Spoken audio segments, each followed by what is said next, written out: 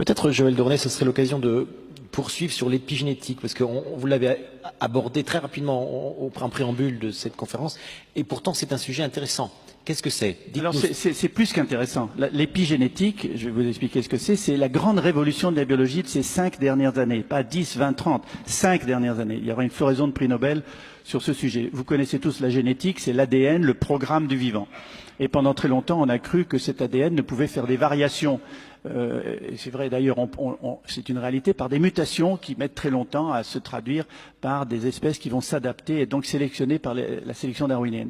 Or, le programme de la vie ne code que pour 15% des machines-outils qui font fonctionner la cellule vivante, c'est-à-dire les enzymes et les protéines. 15%. Donc on s'est dit, mais qu'est-ce que c'est que le reste, les 85%? Et comme on ne savait pas, on a appelé ça junk DNA, ADN poubelle. C'est facile, c'est des trucs qui sont accumulés au cours du temps. Maintenant, on sait que ces 85% permettent la fabrication de petites molécules d'ARN, qui sont en monobrins, beaucoup plus courtes que le grand ADN, 10, 15 bases du code génétique jusqu'à 150, et en permanence, elles circulent dans le corps et régulent le fonctionnement des gènes. Donc l'épigénétique, c'est la modulation de l'expression des gènes. En fonction de quoi? En fonction du comportement. Votre comportement quotidien. Ce que vous mangez, si vous faites de l'exercice ou pas, si vous avez managé ou non votre stress, si vous avez du plaisir dans ce que vous faites, et si vous avez un réseau social et familial qui marche bien. Ces 5 éléments, combinés entre eux, vont conduire à la production dans votre corps de petites molécules qui vont s'accrocher à des enzymes, lesquelles vont rentrer ou être reconnues dans le noyau. Dans le noyau où il y a l'ADN. Cet ADN est protégé par une gaine, comme un fil électrique est protégé par du plastique. Cette gaine s'appelle des histones, sont des protéines. Or, l'ouverture de ces histones permet de polymériser l'ADN en ARN messager, qui va permettre de fabriquer les protéines et les enzymes, ou non. C'est comme un livre de cuisine. Vous avez un livre de cuisine où les pages de chapitres sont collées.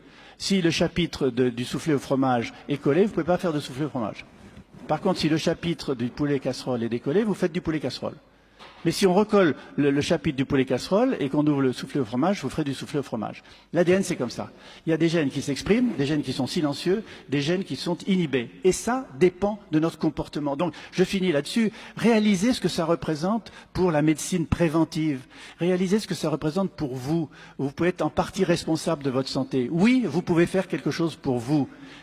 Essayez d'être en meilleure santé, c'est possible. Essayez de vieillir moins vite. Et c'est un intérêt non seulement pour vous, et c'est un intérêt social. Et je termine sur un exemple précis de l'épigénétique, ce sont les abeilles.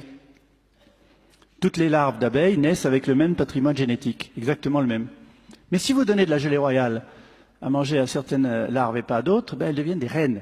Vous avez la différence entre une larve d'abeille et une reine, ou une abeille ouvrière et une reine. Elle est plus grosse, elle pond des œufs et elle vit plus longtemps. Donc, rien que l'alimentation de la gelée royale a méthylé ou acétylé, je ne veux pas rentrer dans les détails chimiques, ces fameuses histones pour permettre aux gènes de s'exprimer ou non. C'est une grande révolution et ça va définir la médecine préventive de demain par rapport à la médecine thérapeutique et au poids de Big Pharma et des médicaments dont on n'est jamais trop sûr que leur interdépendance va causer plus de maladies que celles qu'ils essayent de guérir. Voir ce qui est en train de se produire en ce moment avec des médicaments qui sont retirés du marché régulièrement. Merci.